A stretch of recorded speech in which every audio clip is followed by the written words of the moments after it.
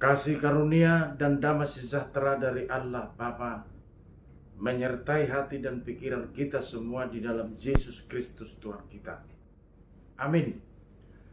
Salam untuk kita semua, Bapak Ibu Saudara yang dikasihi Tuhan.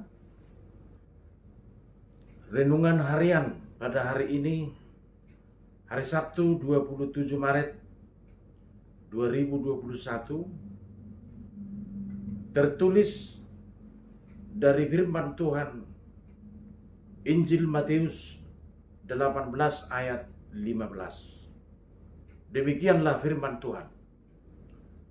Apabila saudaramu berbuat dosa, tegurlah dia di bawah 4 mata. Jika ia mendengarkan nasihatmu, engkau mendapatkannya kembali. Demikian firman Tuhan. Bapak Ibu Saudara yang dikasihi Tuhan, di era zaman modern ini yang dinamai era revolusi industri, sekarang penekanan pelayanan di tengah-tengah orang Kristen atau gereja adalah pemberdayaan. Pemberdayaan atau masalah pastoral, counseling, namanya dalam teologi, sampai pada praktek pastoral, mengklinis semua permasalahan yang ditimbulkan oleh era modern ini. Kecenderungan zaman selalu membawa pergumulan, membawa masalah bagi kehidupan kita masing-masing. Maka dibutuhkan aspek menyampaikan nasihat, menyampaikan petunjuk, bahkan dikatakan dalam renungan ini menegur tentang dosa-dosa yang terjadi, membedah masalah-masalah kehidupan itu sendiri. Begitu terbuka peluang banyak persoalan hidup yang kita hadapi. Tingkat kejahatan semakin meningkat kita lihat. Mengabaikan etika perbuatan baik. Maka sangat relevan, Bapak Ibu Saudara, ayat dari firman Tuhan dalam renungan ini. Dikatakan menegur dan ditegur atau menasihati. Salah satu cara membawa jiwa-jiwa menjadi berubah. Karena respons kita terhadap segala sesuatu sangat menentukan tindakan kita selanjutnya dalam dinamika hidup kita sehari-hari. Apalagi respon itu sifatnya menegur atau ditegur, atau dalam bahasa teologinya menasehati. Harus kita akui, pekerjaan atau pelayanan menegur atau menasehati sangat sulit. Kenapa sulit? Faktor kesulitannya terletak kepada kecerdasan masyarakat sekarang ini. Apa yang dipikirannya selalu tidak sesuai dengan apa yang diterimanya. Menegur atau menasihati hal yang sangat sulit kita lakukan. Faktor kesulitannya adalah pertimbangan perasaan. Apalagi kita sesama manusia. Selalu kita mempertimbangkan perasaan orang. Selalu kita mempertimbangkan bagaimana supaya jangan benci orang lain gara-gara kita tegur kesalahannya atau gara-gara kita tegur dosanya. Sebenarnya teguran berupa nasihat, suka atau tidak suka, sesuai dengan firman ini, harus kita jalankan. Karena kalau kita tahu ada dosa atau terjadi pembiaran atas dosa-dosa yang dilakukan, maka kita di situ sangat terganggu. Dan bahkan Alkitab berkata, kita juga berdosa. kalau tidak kita tegur sesuatu yang dilakukan orang. Maka prinsip menasihati bukan berarti didengar atau tidak didengar, tetapi tetap kita nasihati. Itu sudah merupakan tanggung jawab moral semua orang percaya kepada Tuhan tanpa terkecuali. Jadi bukan hanya pelayan-pelayan gereja yang berperan menasihati atau menegur kesalahan. Siapapun kita yang percaya kepada Tuhan, kita pegang tanggung jawab menasihati dan menegur. Maka prinsip menasihati adalah merupakan tanggung jawab semua orang percaya kepada Tuhan. Semua punya hak menasihati dan dinasihati, menyampaikan nasihat dan menerima nasihat.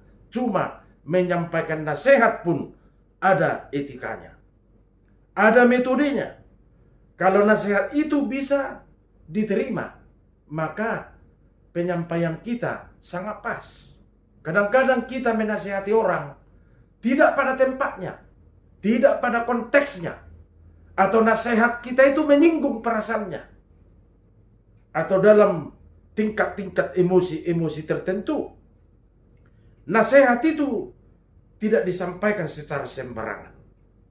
Itu maksud renungan ini. Menyampaikan nasihat harus dengan tulus ikhlas, dengan bahasa yang baik, dan dengan sopan.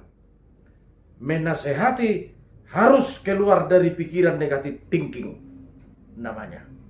Jadi kalau kita menasehati, jangan punya asumsi yang negatif kepada yang kita nasihati. Walaupun kita tahu bahwa kesalahannya ada atau dosanya ada. Menyampaikan nasihat harus kontekstual, sesuai dengan perkembangan juga. Keluar dari pikiran yang tidak-tidak. Menasehati jangan berburuk sangka kepada orang lain. Karena nasihat itu adalah ibadah kita memuliakan Tuhan Allah. Jadi bukan hanya beribadah secara seremonial di gereja, maka kita memuliakan Allah. Apa yang kita ucapkan, apa yang kita sampaikan kepada orang, apalagi yang kita sampaikan itu berupa teguran atau nasihat seperti firman ini, itu semua adalah ibadah kita kepada Tuhan Allah. Dalam renungan ini, bahkan nasihat itu adalah suatu misi, dikatakan di sini.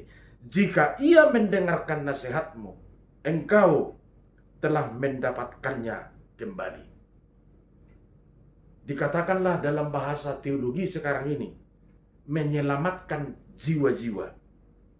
Dalam bahasa pastoral masa kini disebut menyelamatkan jiwa-jiwa. Berarti di situ ada pertobatan, ada perubahan. Jadi saudara, Bapak Ibu yang dikasihi Tuhan, menasehati atau butuh nasihat harus berisi atau berkualitas. Janganlah asal kita sampaikan suatu nasihat. Nasihat itu harus punya kualitas supaya didengar orang. Karena kompetensi nasihat bukan hanya bertobat, tapi mau melakukan yang baik. Bapak, Ibu, Saudara, ada orang yang bertobat gara-gara mendengar nasihat, tetapi hanya dalam konteks bertobat, tidak mau melakukan yang baik. Jadi lebih baik mau dia melakukan yang baik, walaupun dikatakan dia tidak bertobat dari ucapannya sendiri. Yang diinginkan renungan ini, kalau nasihat itu dan teguran itu didengar, kita selamatkan dia dari apa yang dilakukannya, maka dia harus bertobat dan mau melakukan yang baik. Bapak, Ibu, Saudara, ada orang yang bertobat tapi tidak mau melakukan yang baik. Sama saja. Jadi harus kita paketkan pertobatan dengan perbuatan baik. Karena perbuatan baik itulah sebagai bukti dari pertobatan seseorang. Maka kita sampaikanlah nasihat. Jangan berhenti kita menasihati atau menegur sesuatu yang salah di dalam kehidupan ini atau di dalam sesama kita manusia. Tuhan memberkati kita semua selama bekerja. Mari kita berdoa. Terpujilah namamu Bapa Surgawi, karena begitu besar kasih-Mu tetap memelihara hidup kami. Walaupun kami dalam masa-masa COVID-19, tapi kami masih bisa mendengar renungan dari firman Tuhan, mempersiapkan hidup kami, menjalani hari ini, agar hari ini menjadi hari berkat untuk kami semua yang percaya kepada-Mu. Engkau ingatkan kami Tuhan, bahwa menasihati dan menegur adalah tanggung jawab moral setiap orang percaya kepada-Mu. Apalah yang terjadi dalam kehidupan kami, ketika kami melihat yang salah, tapi tidak kami tegur. Firman-Mu berkata, kami juga ikut berdosa di dalamnya. Berikan kami kekuatan, berikan kami pengetahuan dan kecerdasan menyampaikan nasihat Tuhan, tentu dari firman Tuhan, agar dapat didengar dan dapat berbuah, menyelamatkan jiwa, menyelamatkan kehidupan ini, apalagi bisa berubah dan bertobat serta melakukan yang baik. Terpujilah namamu, berkati kami melalui renungan harian ini. Biarlah firman-Mu berkuasa, menunjukkan sesuatu yang baik dalam melakukan pekerjaan kami hari ini. Berkati semua yang mendengar renungan ini, berkati semua keluarga dan anak-anak, terutama berkati pekerjaan kami hari ini. Terpujilah Tuhan, ampuni kami dari dosa-dosa. Hanya di dalam nama Yesus Kristus kami berdoa. Anugerah Tuhan Yesus Kristus, kasih setia Allah Bapa dan persekutuan Roh Kudus menyertai kita semua. Amin. Salam.